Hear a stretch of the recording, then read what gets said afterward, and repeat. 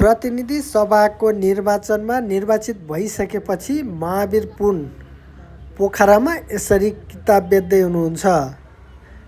हेर्नुहोस् त, यो पोखराको पृथ्वी चोकको दृश्य हो। निर्वाचन पश्चात पोखराको अमरसिंह चोक, पृथ्वी चोक र चिप्ले ढुङ्गामा किताब बेच्न सुरु गरेपछि सर्वसाधारणहरूको भिड लागेको थियो भने किताब किन्नेहरूको लर्को पनि उत्तिकै रहेको थियो। के भन्न चाहनुहुन्छ हाम्रो महावीर दाजु? महावीर पुनलाई त एकदम मेरो मनबाटै नेपालका 5 जना एकदम राम्रो मान्छे मध्येको एक मान्छेलाई मान्छु। त्यही भएर उहाँको लाइभ हाल्दै पृथ्वी चोकमा आइपुगेको म।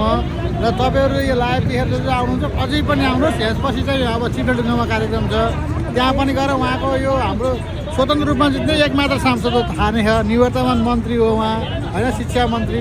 त्यही मन्त्रालयको विधायक पास गर्न पाएन भनेर पाइनँ भनेर मन्त्रालयको त्यो साँचो बुझाएर स्वतन्त्र उम्मेदवार दिएर झ्याप्पै भोट दिए नदिए भन्दै पनि जितेर, होइन, आफ्नो अझ उल्टो जनताले चाहिँ उल्टो भोट सहित नोट पनि दिएर पठाए।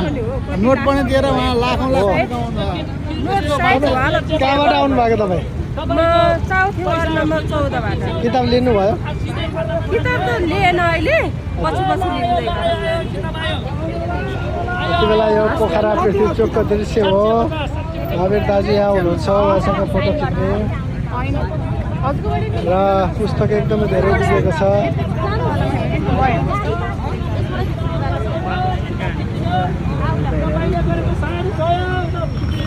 सबैजनाले पुस्तक बेच्नको लागि सहयोग गरिरहनु भएको छ आफ्नो ठाउँबाट।